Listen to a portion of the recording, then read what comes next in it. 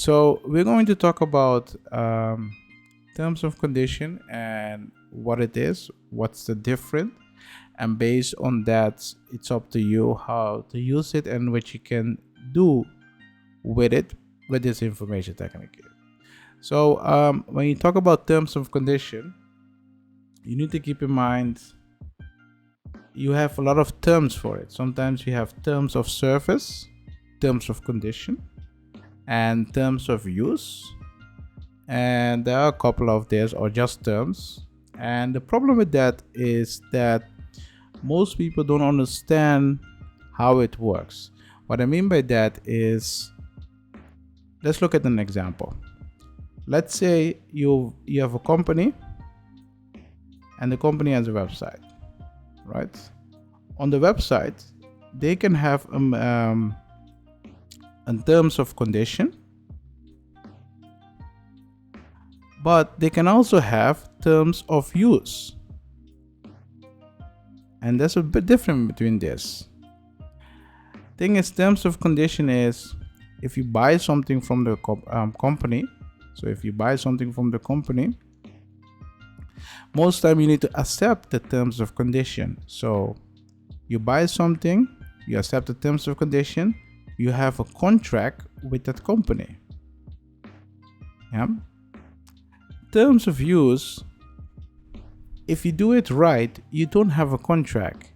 They're saying, hey, you're allowed to use my website, but you need to follow these rules. Thing is, nobody read those rules. Who's going to read the terms of use? Nobody. Yeah. The people use this and they assume that as soon as you start using the website, you show them that you accept the terms of use, so the condition in order to use the website. But the problem with that is it's hard to prove that someone accepts the terms of use. You understand what I mean? So when you see somewhere terms of use, it's the terms how you should use the platform. Most time when you create an account, they will say, hey, you need to accept our terms of condition and our terms of use. Or sometimes they don't have terms of use, they say you need to accept our terms of condition. That's why in some websites, when you arrive on the website, you need to create an account in order to see what you want to see. Because they don't have a terms of use, they just have terms of condition, and you need to follow the rules of the platform. Otherwise you cannot go in, or they can ban you from the platform. Example of that's Facebook. Example of that is Instagram or LinkedIn.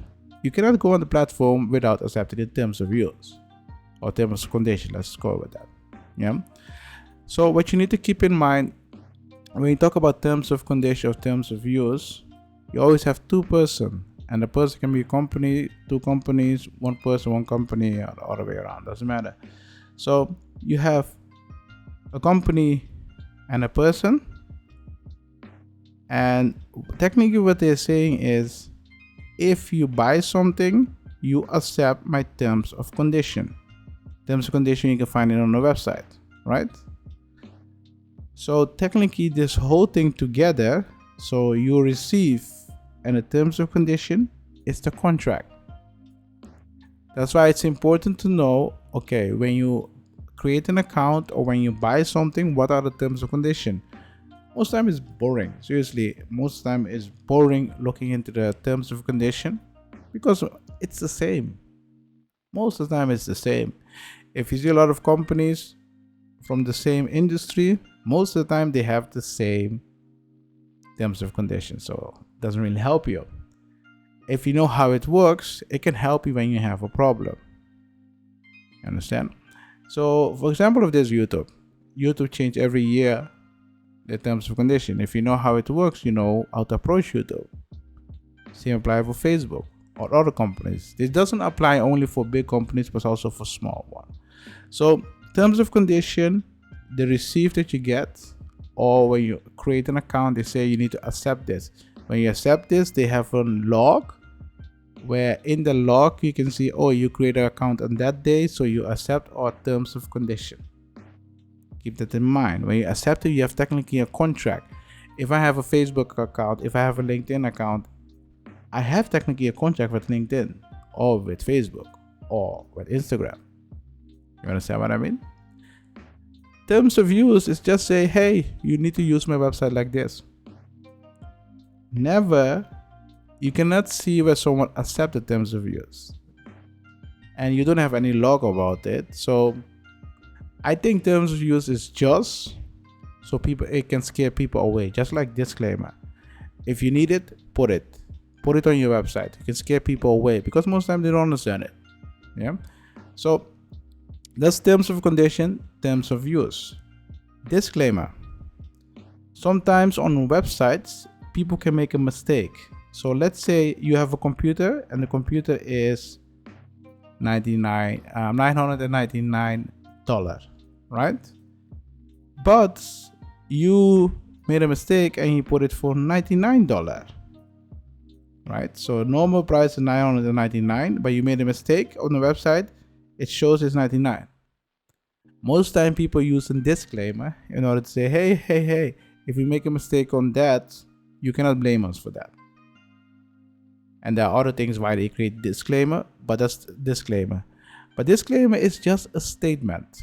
What I mean by that is the company just say this in the disclaimer. That's a statement.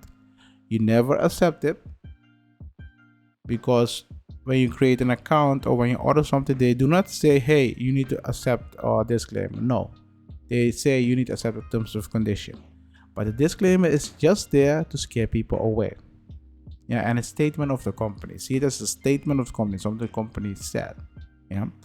So we talk about terms of condition. We talk about disclaimer.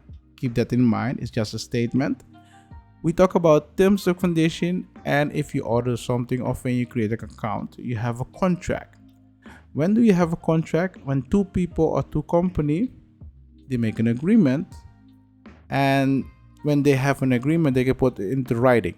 Remember, it doesn't have to be always into writing, but when it's into writing, it's easy to prove. If it's not into writing or you create something online, you can prove it by logs. Yeah? But you can also have an agreement, and it doesn't have to be in writing, but still an agreement. Keep that in mind. So, sorry about this. So if you look at this, when do you have a contract? When people sign a contract most time, or when they create an account, or when they order something, most time you have a contract. When you have a contract, that means you accept the rules of another company, or you are in agreement with another company. When something goes wrong, company can do this, but you also can take action. Keep that in mind.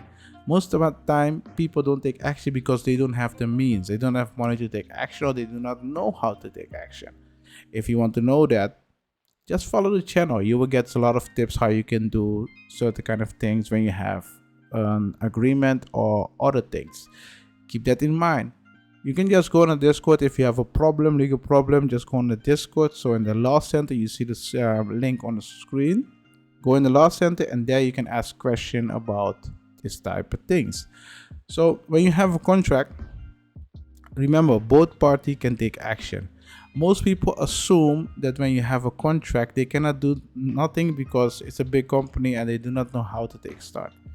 It's just start by calling the people, hey, listen, this is wrong, or I don't like this isn't in the contract. But make sure you always read the contract first. Most time the contract is easy to understand, so don't think about it like something with a lot of words and you don't understand it. No, just read it. I have a dream, that's all I need. I'll make it happen with some work and belief. Know what I want, so I'll take it on. I've made mistakes, but mistakes make you strong.